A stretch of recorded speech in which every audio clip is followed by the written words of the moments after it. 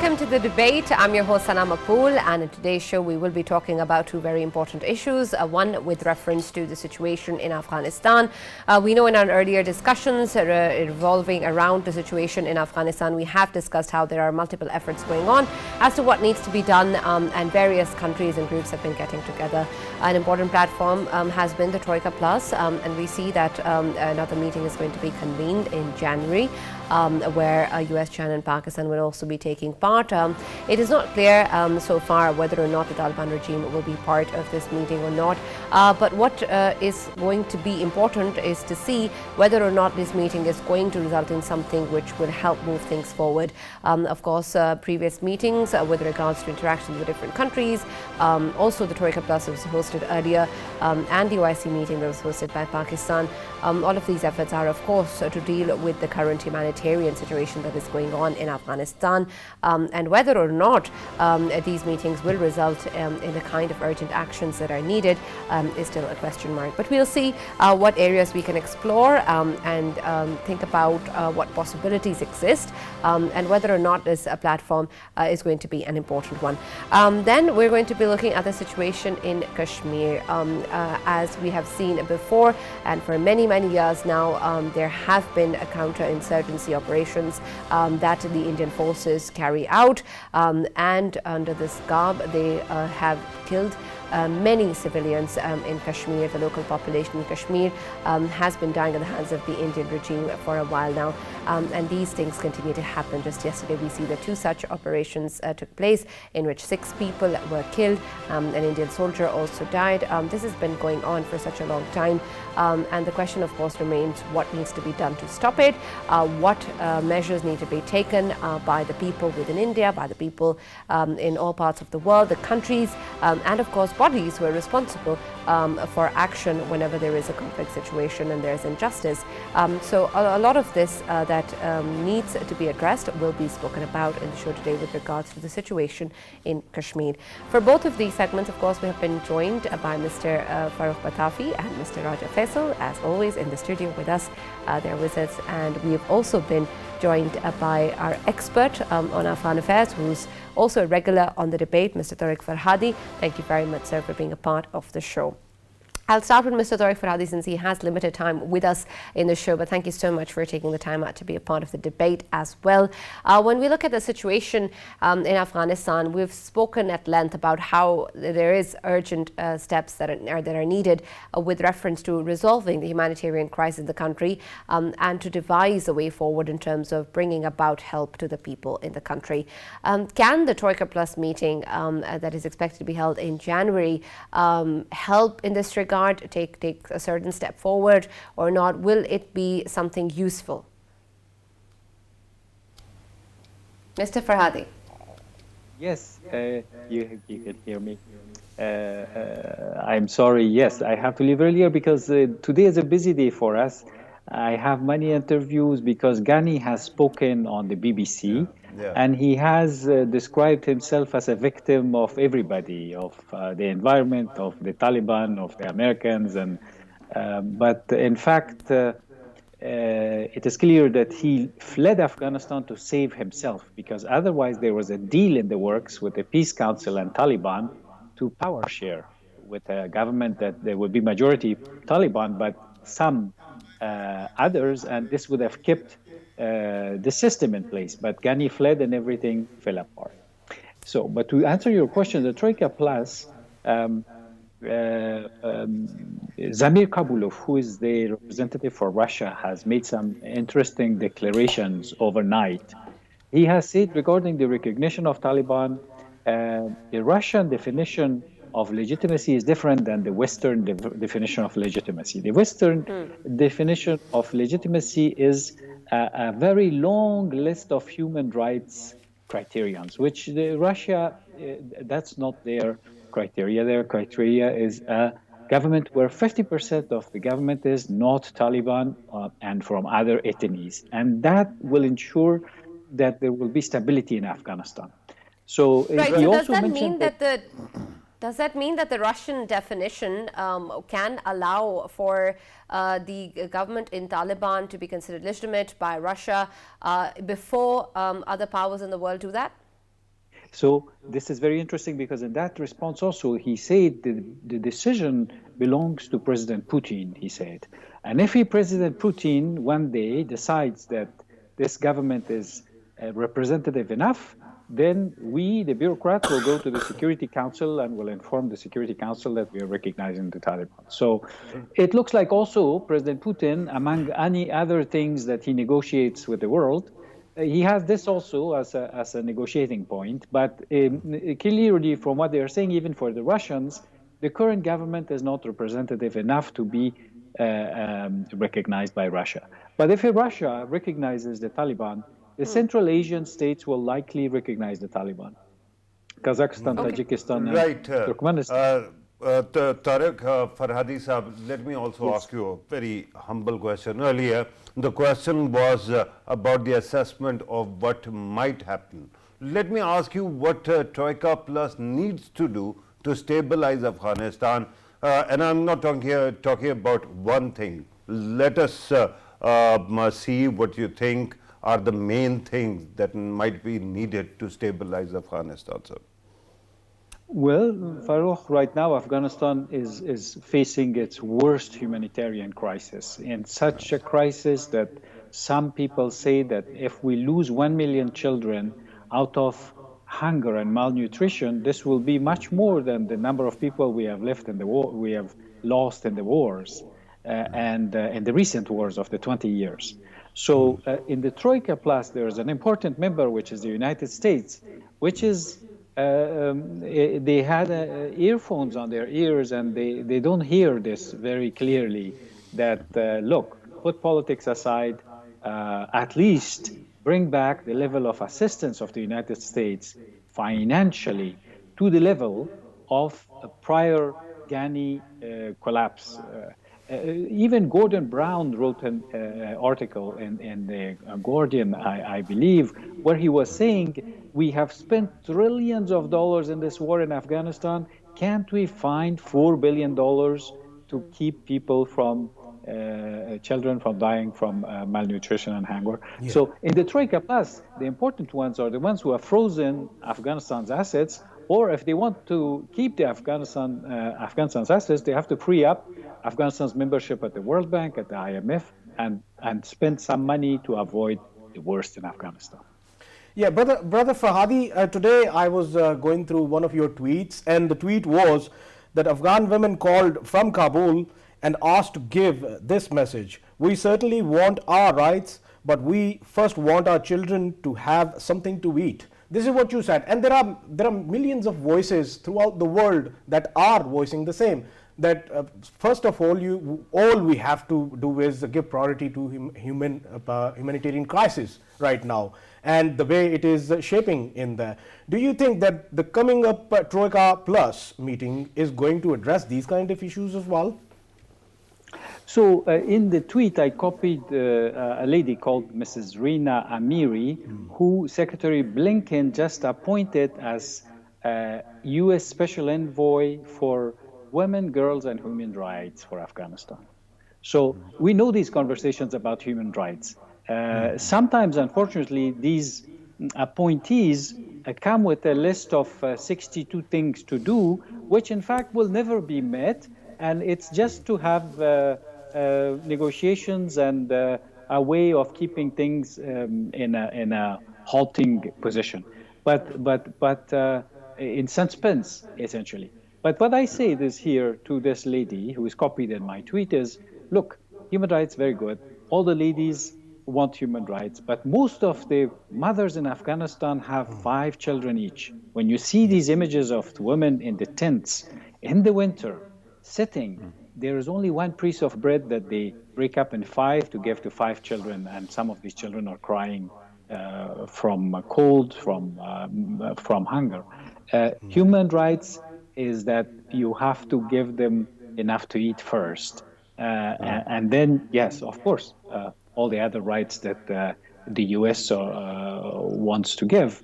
But the Taliban will be slower on that. We know that as a fact. So we don't want this special envoy to be a big thing in the United States while there is a human rights situation, which is hunger in Afghanistan. Right, Mr. Farrukh, I know you're almost out of time, but my last question would be, what we are saying right now, does this mean that at the end of the day, this emphasis that is being put on human rights or women's rights in particular actually means that this is not something that the world really cares about? Because if it did, then the most urgent situation at the moment is, of course, humanitarian aid. So all of this emphasis does not really point towards care about what kind of situation there is for women in Afghanistan. That's not a real issue here. Right, and can I just piggyback? Sir, earlier when you were talking about the crisis, I was just thinking that all over the world we once again are talking about Omicron, or for that matter COVID-19. And it seems that in one country this has disappeared, nobody is talking about it. Is it also going to be a part of what is going to be deliberated in the Troika Plus meeting? You see, the Omicron in Afghanistan is a back burner issue.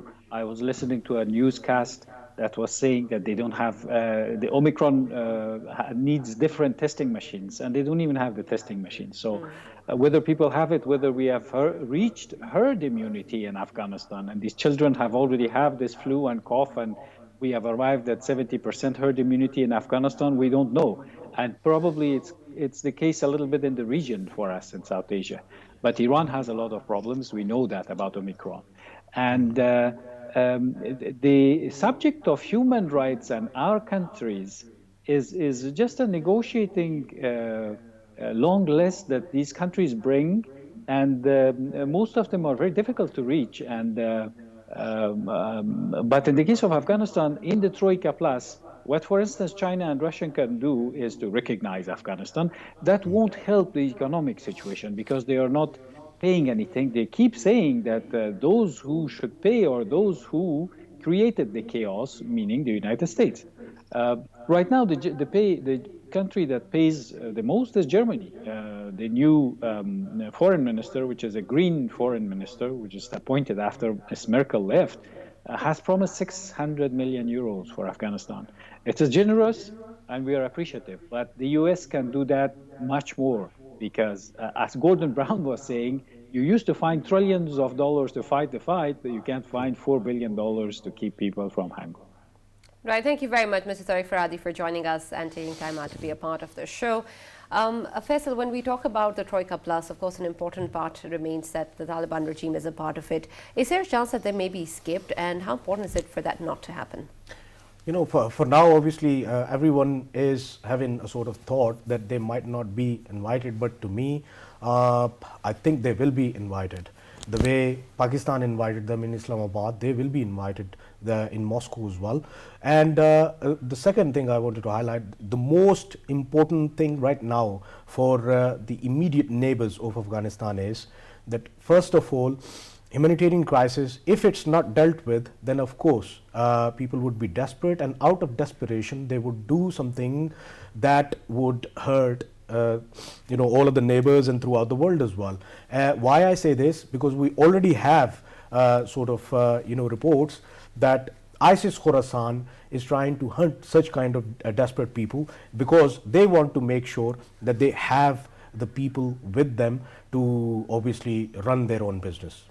Okay, let's broaden the perspective a bit. And when we talk about the situation in Afghanistan, Farrukh, and so many different engagements that have been taking place since August, and different platforms being also utilized for this purpose, do you think that have we moved any step forward since August? Has there been any progress in terms of the humanitarian situation in the country? Right, and I think here and there we see some commitments coming from the nations of the world that they are going to release this much amount to help Afghan people. But we haven't seen a coherent strategy that should have been there by now.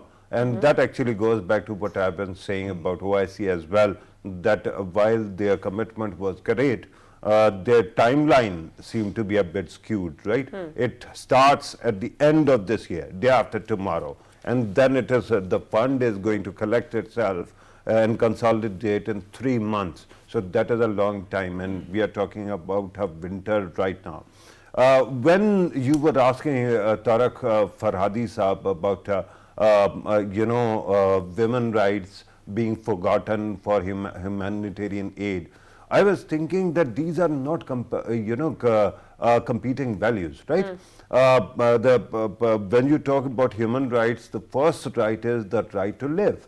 And I think that if you start providing aid to the people of Afghanistan, you can build the pressure to influence them to actually concede on the women issues and minorities issues as well, because that actually creates a dependence.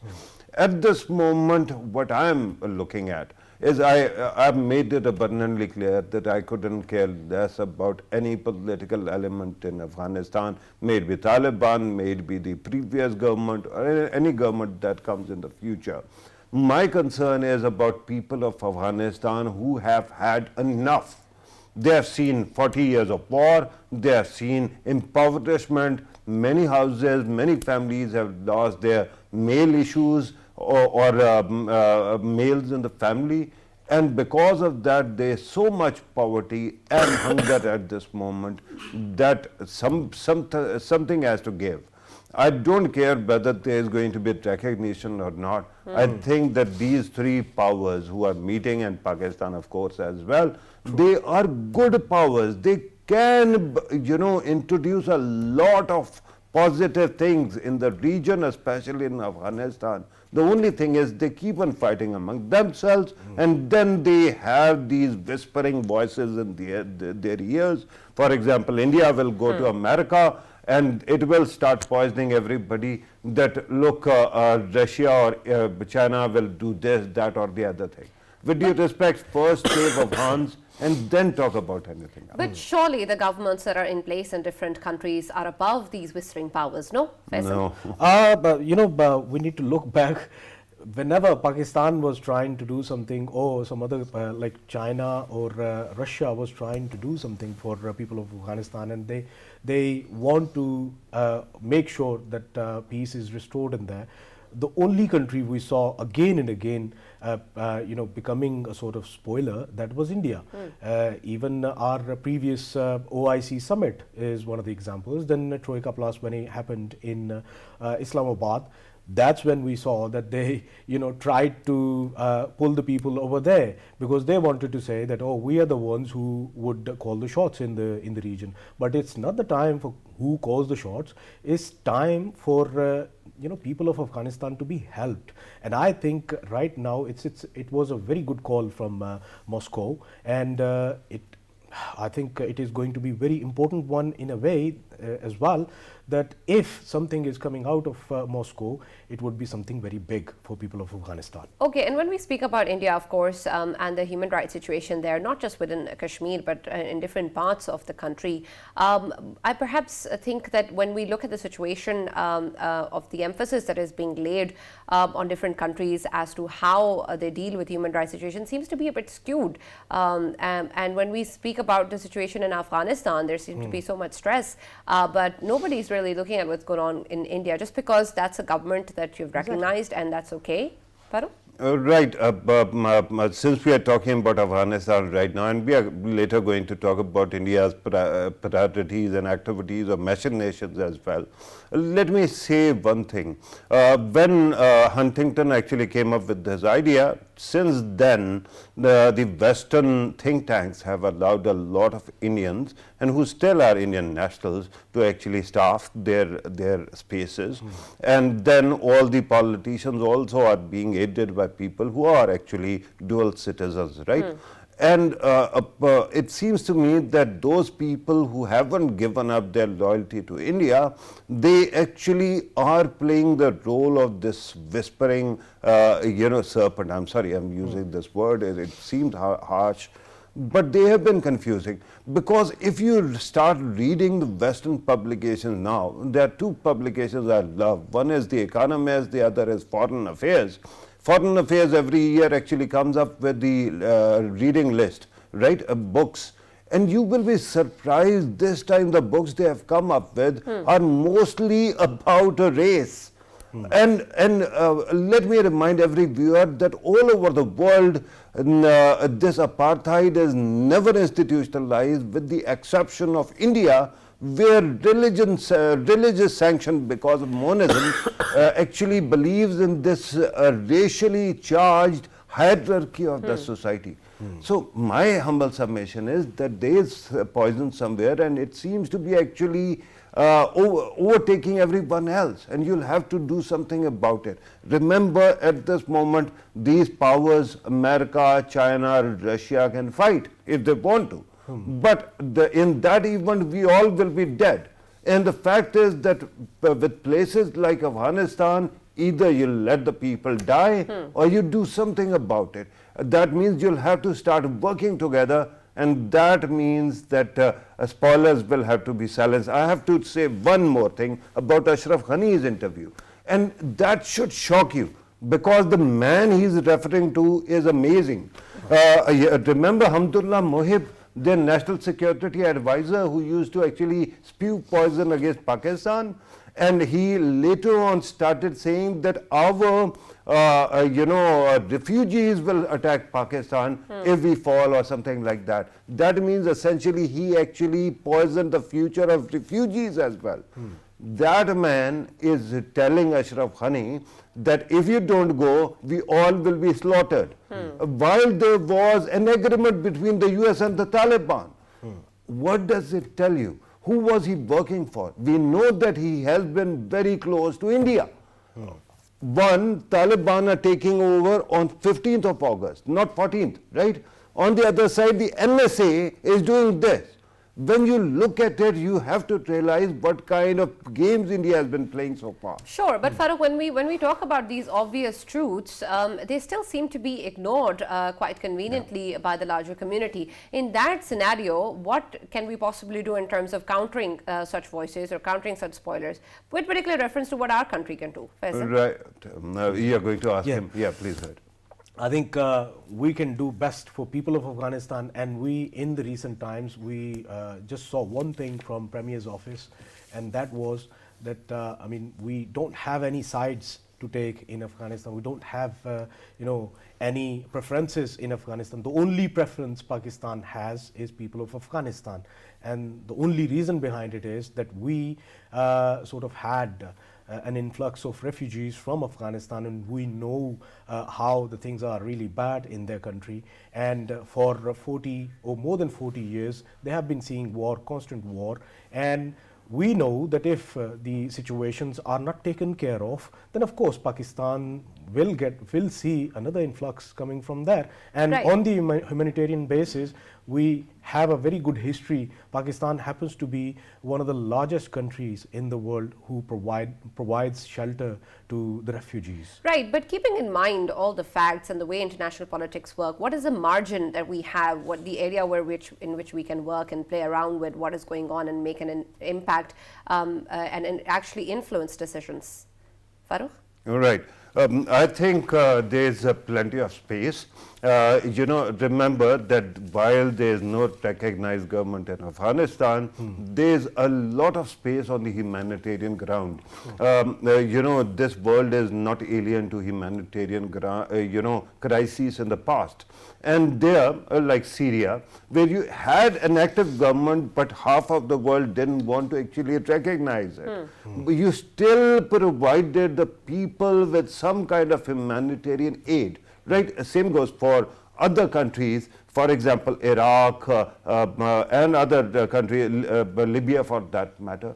So this can happen here as well. Even in Africa, where civil wars go on, even then you provide aid. Right now, first of all, save Afghans, because this idea of actually believing that all countries are merely territories and people don't matter, like India behaves, and its Hindutva regime has been talking about, is pretty silly. Human beings make countries, and they should be saved first. Then we can talk about politics. Absolutely. Let's talk a bit more about that, and also welcome in our show our respected guest, who's senior journalist, Mr. Kosmi, who has joined us to talk more about the situation in India and specific regards to Kashmir. Thank you very much for joining us on the debate, sir. When we talk about the situation in Indian-occupied Kashmir, we see that, of course, that there is so much that is going wrong in terms of the violations that are being committed by the Indian regime forces. Just recently, we've also seen that there has been a spike in the counterinsurgency operations that go on there as well. And just yesterday, two of these operations resulted in the death of 6 people in Kashmir. And of course, this is just another addition to the huge amount of numbers that we've seen in the past as well. And it has become, unfortunately, a routine matter in what goes on in the occupied valley. So much of what is happening at the moment is something that we have sort of gotten used to. How do we bring this back in terms of a shocking factor for the international community, where it's no longer something that is just that goes on? Because right now it seems a habitual thing, and we sort of also respond habitually. The thing is that we have to look at Kashmir within the context of India. What is happening in the rest of India? We see a few days ago, we saw Mother Teresa's charity was attacked. Basically, they started a crackdown against a charity which has been feeding poor, hungry and needy people in India for the last 40, 60 years. So if you look at the situation in India, the thing is that the world is watching what's happening in Assam and other areas. Then world is watching what is happening within the what you call the Hindu heartland of India. We've seen lynching, we've seen different things, we've seen prominent Indian actors and politicians basically saying that the life as a Muslim or life as a minority in India has become very difficult. We saw ex-Chief Minister of Kashmir, who is basically a pro-Indian, who is anti-Pakistan, who is anti-independence. But even then, when he was speaking to an Indian journalist, he started crying. He said, "We have never seen things like this in Kashmir." But he said, "Oh, we hope that God will save us from this."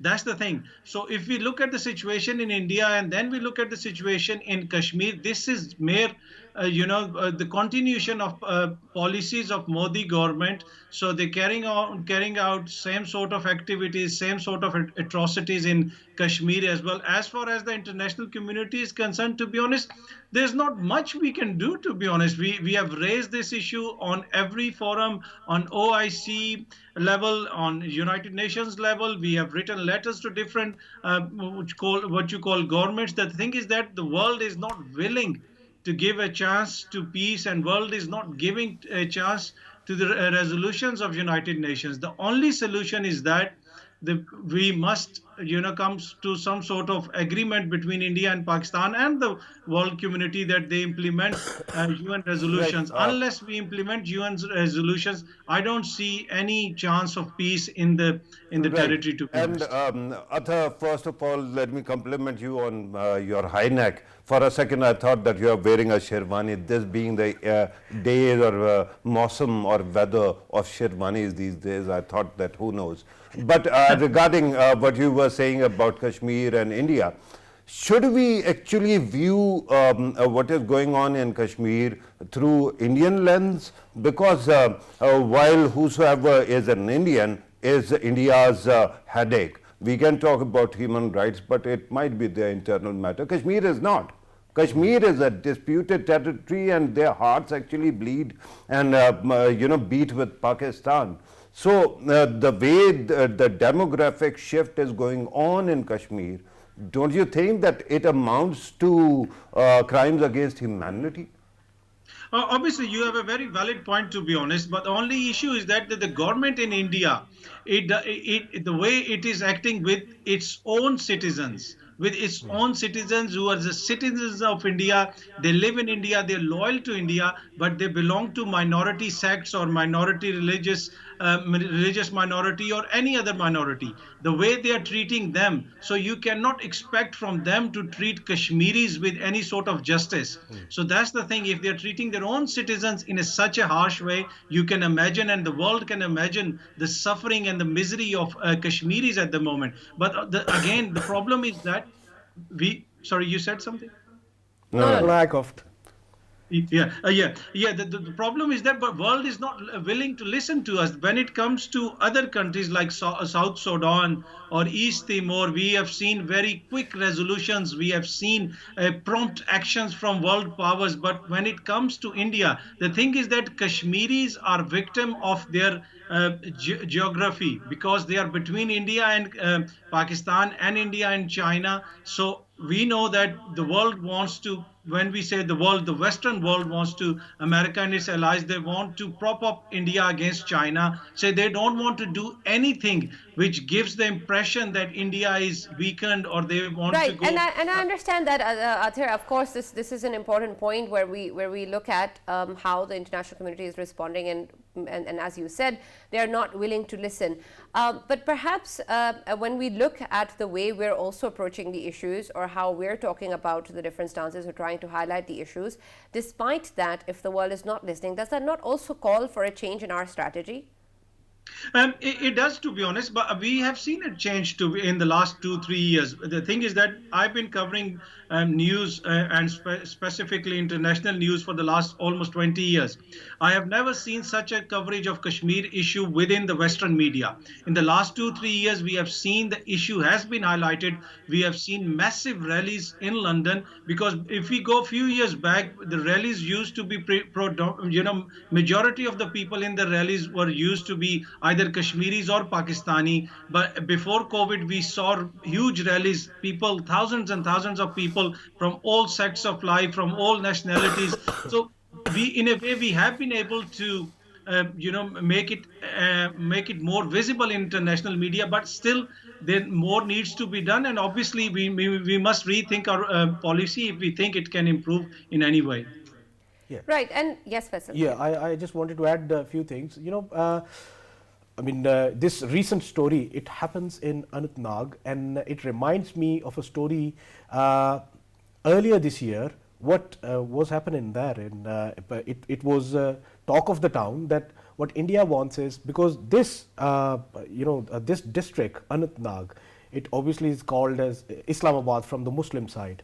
It is part of Kashmir rather than Jammu. And what they want to do is they want to disturb the demographics of this place, because there is a very important Amarnath Yatra that takes place there, and they want to keep it with obviously Jammu. And this is what is going on in there, and that's why these 6 people, obviously citizens there, they got captured, and then obviously during the interrogations they've been extrajudicially murdered at the hands of tyrant Indian army. And what they do is, their modus operandi is, when somebody dies during interrogation, they are brought to an itsy-bitsy place, and they just stage a sort of gunshots and all, just to portray that something is serious going on, and they block the ways, nobody can go there. And at the end, what they do is they simply say that, oh, this has taken place and we've killed the terrorist. Right. This is not the case. I mean, a month ago we know that there was another case where a daughter of a father who was extrajudicially murdered again, and his body wasn't being given to the daughter, and daughter came on in them footages as well. That footage was highlighted throughout the world.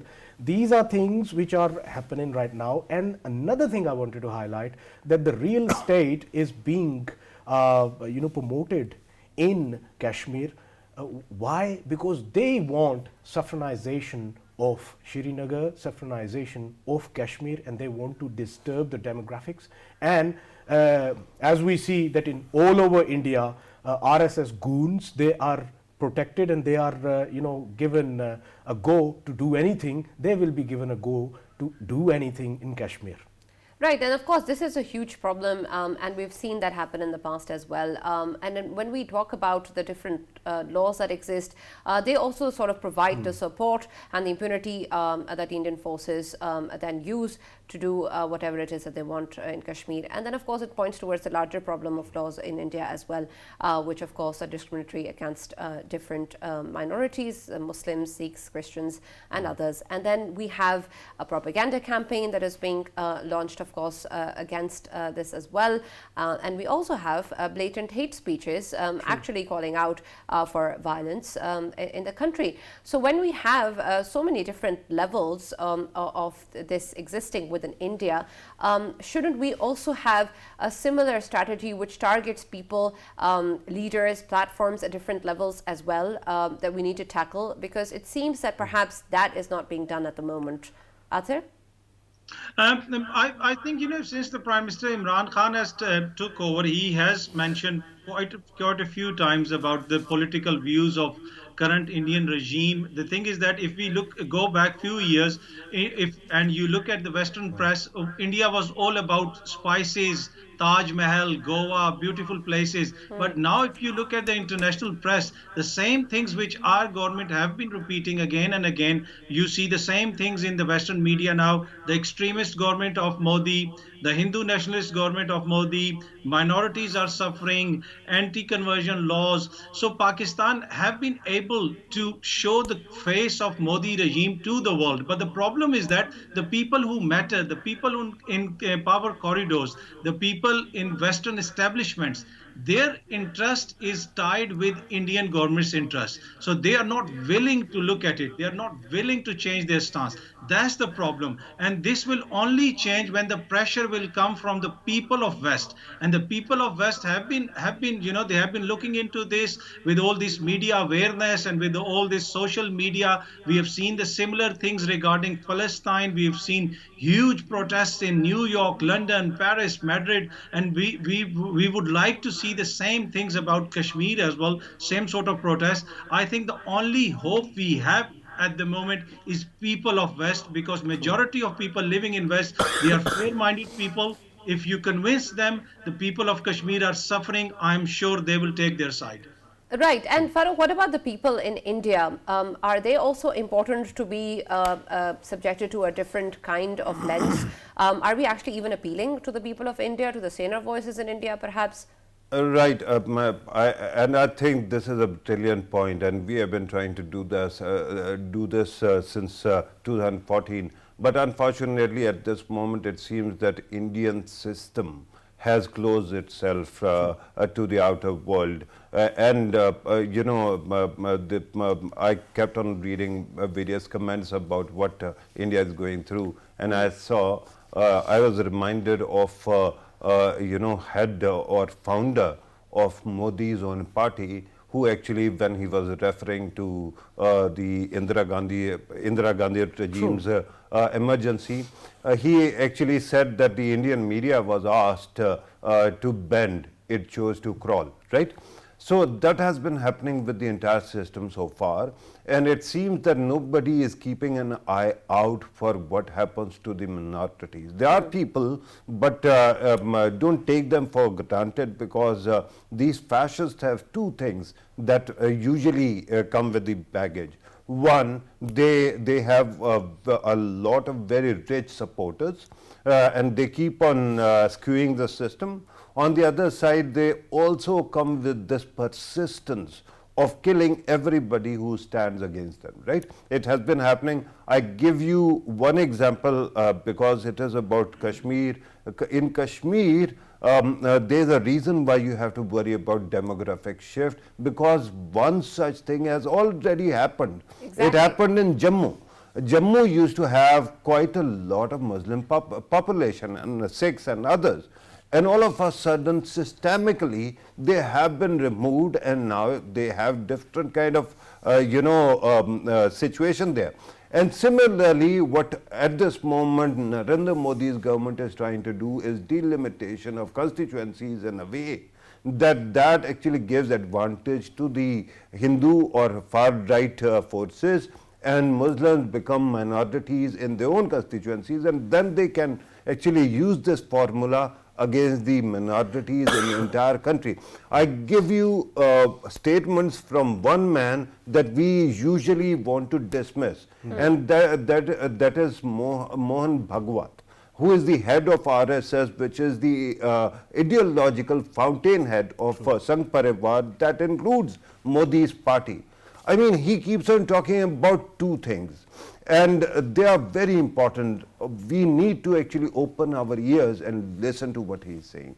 He says, that partition of South Asia, not only of India, Pakistan, has to be reversed. That means that Afghanistan, Bangladesh, Pakistan, and other South Asian countries should be colonized, right? What else does it mean? The second thing he is talking about is that every Indian being a Hindu by default. That means that either as Golwalkar had once written, that either you convert to Hinduism and become the lowest rung of the population, or then otherwise you can be exterminated anytime. It will lead to a civil war, and I think at this moment these guys don't care. And that is the most troubling part, that the world doesn't seem to be paying care because attention. there seems to be no consequence. Sana, why would they care if there is no consequence? I would like I have an intervention about this, but let's first listen to Faisal. You know, I want to add something. Yesterday and today, I have been facing obviously slurs from the Indian Twitter users. The only reason was one of their MPs, he has been giving the same idea which is being highlighted by Brother Farrukh, and I obviously countered him. I said to him, so it means that I belong to obviously Chandravanshi Rajput clan, and you obviously want me back, and I would obviously challenge you that if you want to do it, try it on me. And then I obviously criticized his theories. And since yesterday, obviously earlier we were talking about the saner voices, where do they go? This is what is happening to the saner voices. There is another thing I wanted to highlight. One of the leaders of RSS, since yesterday, there's this footage circulating everywhere where he's highlighting Nathuram Godse, and he's been criticizing the Gandhi, the father of the nation, and he's been blaming him for illicit sort of activities, and I don't want to even mention them, that horrible activities he's been mentioning, and talking about Gandhi, and nothing is happening against him. He's been highlighting the Nathuram Godse. Nathuram Godse is someone who murdered Gandhi, and hang on. Is one MP was arrested earlier today. Yeah. Because he was criticizing Gandhi, but the fact is that those people who were actually calling for genocide against Christians, Muslims, other minorities, no case has been registered against them. And you have to gawk and get surprised that this can happen in a country that calls itself a democracy. I am going to reserve the right for that intervention, Sana. Right. Let me just go to Adhar, and then I'll come back to you, Farrukh. Adhar, when we speak about the Article 370 and 35A, and when the status was revoked, this was a big deal, and this was a big move, and it still is. But the response, of course, to such an action in its immediate aftermath is massive, and then perhaps it fades, which it should not. Do you think that the way that we have now over time responded to the matter has become less in terms of its intensity and its frequency, as we shouldn't have? And then if we have a unilateral decision coming in from India that has continued for about 3 years now, why can't such unilateral actions be taken by Pakistan as well? True. The thing is that with regards to Indian decision, to be honest, as you mentioned, it is a unilateral, and there's nothing much we can do about it, to be honest. We can lodge our protest, we can highlight this, we've been trying to do that, but I don't think we have been able to convince many people to speak about this. Even the OIC, their response is like half-hearted. They never come openly with all guns blazing. They never take a proper stance on Kashmir.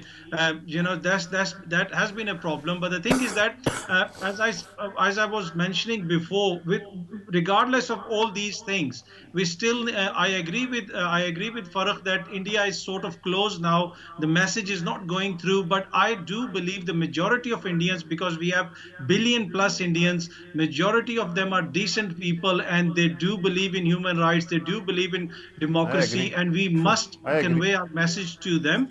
And they are also suffering, because if we see hundreds and hundreds of millions of people, they live in abject poverty in India. So people of India are also suffering. They are also victims of this regime. They're also victim of this madness. So we must convince them, and we must keep delivering our message to them. They're also a hope in this matter. But with regards to unilateral actions, I think we have not been able to convince the world that India has been doing something which is But objectionable. isn't the take home is that when you do a unilateral action, there is going to be no consequence. So why do we have to hold on to the decisions that are there in terms of international norms, when really they don't matter? They don't seem to matter. Galwan was a consequence. If we follow their footsteps, we sort of, to be honest, playing their game. We should not play their game, because this is a disputed territory. It's recognized by the United Nations. It is a disputed territory. So we must not take any action which jeopardize our, the legal position in United Nations. So I think that's the only thing or worry I have about taking any action similar to India's action. All right. Thank you very much, Mr. Kosmi, for being part of the show. Farrukh, you can, of course, Now reply go to for what you said earlier, but also tell me, then, does this mean if we don't take unilateral action, if our current steps really are not met with decisions or actions by the international community, we just keep on doing that to an extent where then it will be perhaps too much damage and that will is be done. very important to understand. What Athar was saying, that OIC doesn't make that kind of noise, although it has, but I don't care who else makes that kind of noise. What is important at this moment is we have this habit of confusing Kashmir with Palestine. Palestine has dozens of Arab countries standing for them, right? And other Muslim countries as well. Kashmir has got only us. So you don't get to concede any space to the negative side. Because earlier Gandhiji was mentioned, so one of his favorite poems was actually Mask of Anarchy by Shelley, right? If actually you read it, it is about facing anarchy and the tormentor, and that you don't leave your ground, you stay put. So that is how you actually focus on these matters, and this is how you actually do these things. Right. But regarding what the world is going to do, and I was listening to, I was reading this book again by Anne Frank, and I thought that one piece that was removed from it was this warning that whosoever later comes and tries to rescue, but given that so many people have died, you will never be forgiven. So I tell you, I am sure that the world will act. When half of India is destroyed because of civil war, when all of us have been reduced to cinders, they will act. But the fact is that even if they do, they should never be forgiven for the kind of circus they have allowed. I just wanted to add that, I think Pakistan does it, or whoever does it, China does it. There are certain fault lines of India, and unless they are exploited and India is given a bloody nose everywhere, the things won't move very well in Kashmir. Right, and of course at the end of the day, whatever the situation is, whatever the international community may be doing or not doing, it is important for us to keep raising the voice for our Kashmiri brethren, important for us to keep on highlighting it, whether or not it is being met by people who are listening, who are actually viewing the situation there. We must still do our part and hope for the best, because of course there are people in Kashmir who have been doing the same for so many decades now. So we still cannot afford to stop, no matter what the consequences. But of course, as Farrukh said, the responsibility lies in the people who will wait too late for an action to be taken. And by that time, it will be an unforgivable action. Thank you very much for watching the debate.